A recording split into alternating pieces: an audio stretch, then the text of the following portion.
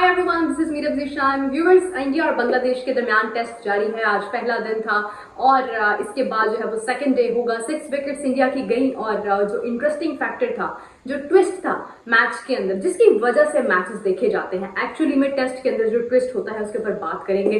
So video को please like कर दीजिएगा, चैनल को सब्सक्राइब कर दीजिएगा और वीडियो लास्ट तक देखिएगा। बहुत मजे की बात आपको इसके बाद एक बताने वाली हूँ। तो सबसे पहले बात करते हैं, क्योंकि इंडिया जब खेल रहा था उस वक्त शुरू में तो महसूस हुआ कि बांग्लादेश इनकी होम ग्राउंड में इंडिया को एक मुश्किल वक्त दे रहा है। जब शुरू में रोहित शर्मा भी चले गए, 6 रन बना सके, शुभमन गिल 0 पर आउट हो गए, विराट कोहली 6 रन बना सके, तो मतलब एक ना ऐसे फील हुआ जैसे स्कोर नहीं बन पा रहा है। ऋषभ पंत है, वो आए हैं, उसके बाद उन्होंने भी 39 का स्कोर बनाया। जितने भी प्लेयर्स आ रहे थे वो कुछ एक खास स्कोर बनाने के बाद आउट होते जा रहे थे। 6 विकेट्स जो है वो गई। के राहुल ने 16 रन बनाए। तो अब बात करते चले जाएं कि जनाब उसके बाद एंट्री होती है एक तरफ रविंद्र जडेजा की, दूसरी जानिब रविचंद्र अश्विन की। अब दोनों जो है वो बल्लेबाजी शुरू कर देते हैं और क्या होता है कि रन्स ऐसे बनाते हैं। खासतौर पर अगर हम अश्विन की बात करें तो एक तो इंजीनियरिंग माइंडसेट हो आपका, मतलब आपके दिमाग में एक इंजीनियर जो होता है ना, वो बड़ी दूर तक चीजों को देखता है, उसके माइंड में ही सारा स्ट्रक्चर बन रहा होता है। तो वो स्ट्रक्चरल जो आपकी अप्रोच थी ना, उसने बहुत जबरदस्त सिचुएशन जो मैच के अंदर पैदा कर दी। बहुत ही समझ लें कि ऐसा उन्होंने सबसे पहले जो हाफ सेंचुरी बनाई है, अगर हम उसी को देखते हैं तो वो इतनी क्विक हाफ सेंचुरी थी कि टेस्ट के अंदर जो है ना वो आप बहुत सारी डॉट बॉल्स खेलते हैं, बहुत सारी डॉट बॉल्स आप खेलते हैं, आपके टेम्परामेंट का टेस्ट होता है। लेकिन ये है कि जब आप उसके अंदर भी आप मतलब जितनी बॉल्स हों आपके उतने ही रन हो जाए, तो ये बहुत बड़ी बात होती है, जो कि अभी तक हमें नजर नहीं आ रहा कहीं पर भी। अगर हम देखते हैं इतने सारे टेस्ट मैचेस हुए हैं, लेकिन ये एक मुश्किल अप्रोच होती है। अश्विन ने प्रूव किया, उन्होंने जिस अंदाज में सबसे पहले हाफ सेंचुरी बनाई, फिर उसके बाद उन्होंने अपनी सेंचुरी कंप्लीट की। रविंद्र जडेजा उनका साथ साथ जो है वो एक कंपेनियन बनते रहे, एक पार्टनरशिप चलती रही और मिलकर उन्होंने जो है वो जिस तरह से पहले एक अपनी सेंचुरी मुकम्मल की दोनों प्लेयर्स ने, उसके बाद जो है वो जडेजा अपनी सेंचुरी मुकम्मल नहीं कर पाए हैं, लेकिन उसके बाद अभी कल का दिन है एंड लेट्स सी के स्कोर जो है वो कहाँ तक जाता है।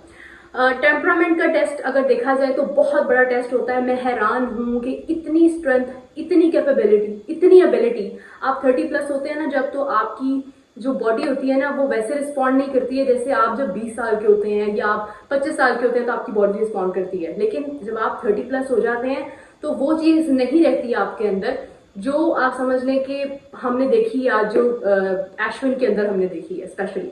तो ऑलरेडी मुझे बहुत सारी होप्स थी अश्विन से। मुझे लग रहा था कहीं ना कहीं कि ये बंदा अगर स्क्वाड के अंदर है और प्लेइंग 11 में होता है तो ये बंदा जो ये धमाका खेज परफॉर्मेंस देगा, और वही काम उन्होंने किया। उन्होंने मैच को ऐसे वापस लेकर आया, वो ऐसे वापस लेकर आए कि मतलब भाई बांग्लादेश परेशान हो गया कि ये हो क्या रहा है, ये तो हमें आईना दिखाने लग गया एकदम से। ऐसा सिचुएशन कुछ ऐसी हुई कि शुरू में बांग्लादेश बड़ा मतलब खुश हुए, वो उनको लगा कि यार इंडिया की होम ग्राउंड। अच्छा, ऑनेस्टली स्पीकिंग ये एक मतलब तारीफ भी है। अगर हम देखें हसन महमूद स्पेशली, हसन की जो एक अप्रोच थी वो बहुत अच्छी थी, बहुत स्ट्रांग थी।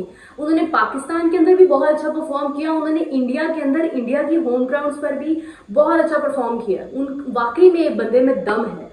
लेकिन मैं फिर वही बात करूंगी कि भाई सामने इंडिया है, क्या करें, मतलब इंडिया ने रिस्पॉन्ड बैक तो करना ही है, बाउंस बैक तो करना ही है। इंडिया ने जब बाउंस बैक किया था, स्पेशली बाउंस बैक नहीं मैं कहूंगी, लेकिन मैच को जिस तरह से हाथ में लिया था ना T20 वर्ल्ड कप के अंदर 2024 में फाइनल जो था, वहीं से आप महसूस कर लो कि ये टीम हार मानने वाली नहीं है, ये एंड तक लड़ने वाली टीम है और ये किसी भी मैच को आसान नहीं समझती है।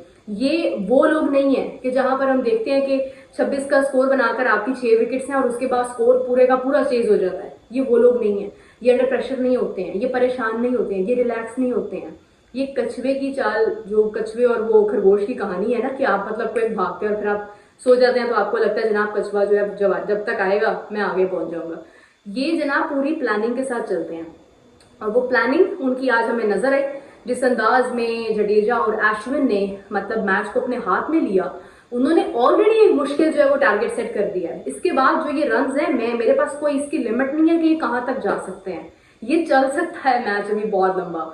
तो एक मुश्किल जो है वो खड़ी की है इंडिया ने बांग्लादेश के लिए। बांग्लादेश के लिए बहुत सारी नेक तमन्नाएं हैं, बहुत सारी सपोर्ट है, क्योंकि जिस अंदाज में उन्होंने बॉलिंग की है, बहुत शानदार बॉलिंग थी उनकी जानिब से, इसमें कोई शक नहीं है। रमीज राजा ने इनफैक्ट बहुत तारीफ की है इस हवाले से, अश्विन की भी की है, और स्पेशली अगर हम हसन की बात करते हैं उनकी भी की है बांग्लादेश से। उन्होंने भी इस बात का जिक्र किया जो आपसे मैं करी थी, एज वाला फैक्टर जो होता है। तो तारीफ तो हर तरफ से हो रही है, और हर तरफ से जो है वो एक आवाज़ उठाई जा रही है कि भाईजान उम्मीद नहीं थी, ये जो अचानक से ट्विस्ट आया है इसकी उम्मीद नहीं थी। मतलब लग नहीं रहा था, जैसे जब शुरू में विकेट्स गई हैं तो ऐसा लग रहा था कि प्रेशर बिल्ड हो गया है, लेकिन लास्ट पर आकर आपके मिडिल ऑर्डर के बाद जिस वक्त अगर एक आपको एक मुश्किल अप्रोच सामने आकर खड़ी हो जाती है एक दीवार की तरह, उस वक्त असल प्रेशर जो है वो ओपोनेंट के ऊपर आता है। क्योंकि आप जब शुरू में विकेट्स निकाल लेते हैं ना, आप समझते हैं कि आप 70% मैच विन कर गए हैं, 6 विकेट जब आपने निकाल ली है तो फिर आपको ये वही चीज है जो पाकिस्तान में हुई थी ना। मतलब अगर बांग्लादेश और पाकिस्तान के टेस्ट की बात करते हैं, सेकंड टेस्ट की अगर हम बात करते हैं, ये वही कंडीशन थी। यही हुआ था कि इंडिया उनकी 6 विकेट्स निकालने के बाद जो है वो बहुत रिलैक्स हो गया था कि भाई हमने तो इतनी जल्दी उनकी विकेट्स निकाल दी है, तो अब तो सूरत हाल आसान हो गई है, हम आसानी से मैच जो है वो अपने नाम कर लेंगे, हमारा मैच हो जाएगा, टेस्ट हम विन कर लेंगे। लेकिन यानी ये वाला मैच जो है ये हम विन कर लेंगे, लेकिन वो हुआ नहीं। एंड पर आकर जिस तरह से होल्ड चीजों को करना होता है, टेस्ट का यही निखार होता है। एक टेम्परामेंट आपका जज हो रहा होता है, आपकी स्ट्रेंथ जज हो रही होती है। अश्विन जडेजा जिस अंदाज में उन्होंने इतना लंबा खेला, मेरे ख्याल से 117 बॉल्स जो है वो आई गेस के जडेजा ने खेली है, और तकरीबन इतनी ही जो है वो अश्विन ने भी खेली है।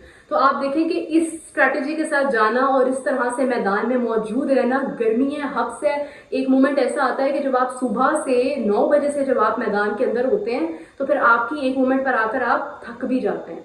मगर लिटरली जब तक मैच चला है तब तक बंदों को देखकर लग नहीं रहा था कि इनके अंदर किसी भी किस्म की कोई थकावट है, कोई किसी भी किस्म की स्ट्रेंथ इनकी डाउन हो रही है। मतलब वो उसी अंदाज में खड़े हैं और वो उसी जान के साथ जो है वो परफॉर्मेंस अपनी दे रहे हैं। देखिए कैप्टन इसीलिए कॉन्फिडेंट होता है जब उसको अपनी पूरी टीम के ऊपर जो है वो कॉन्फिडेंस होता है। एक कोच तभी कॉन्फिडेंटली बात करता है जब उसको अपनी पूरी टीम के ऊपर कॉन्फिडेंस होता है।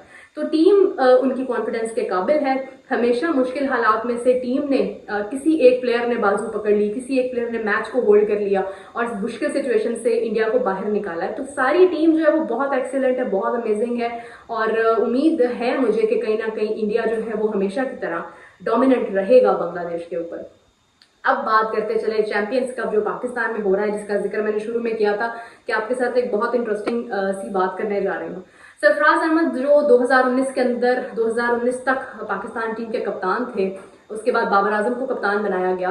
तो सरफराज अहमद क्योंकि अभी खेल रहे थे और डॉल्फिन्स की इस वक्त मेंटोर है वो, और वो खेल भी रहे हैं, तो बाबर आजम के हवाले से क्योंकि उस वक्त आवाज़ सुनाई दे रही थी, तो उन्होंने बोल दिया कि मतलब क्राउड जो है वो बाबर बाबर कर रहा है, और वो कह रहे हैं कि इनको बाबर बाबर चिल्लाने दो, 40 ओवर तक बाबर को खिला लेंगे, तब तक पूरी टीम ऑल आउट हो जाएगी। मतलब आप देखो कि अब चलो मैंने तो नहीं सिखाया ना सरफराज अहमद साहब को कि आप ये बात करें। अब जितने भी लोग मुझे कहते हैं जो बाबर के चाहने वाले हैं, वो मुझे कहते हैं भाई तुम्हें बाबर से क्या मसला है। मुझे बाबर से मसला नहीं है, सबको पता है बाबर क्या करता है।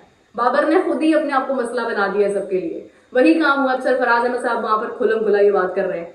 तो मतलब मेरे लिए मुझे पढ़ के लिटरली मुझे हैरानी हो रही थी कि मैं इसके ऊपर क्या बात करूं। मतलब मैं तो चलो ठीक है, मैं तो बहुत बुरी हूँ भाई, मैं तो सच बोल देती हूँ, मुंह पे बात कर देती हूँ, नहीं करनी चाहिए, तारीफ करनी चाहिए। अब बताओ सरफराज अहमद साहब जो है क्या वो वहां पर खड़े होकर उन्होंने ये बात कर दी है? सारा क्राउड बाबर बाबर चिल्ला रहा है।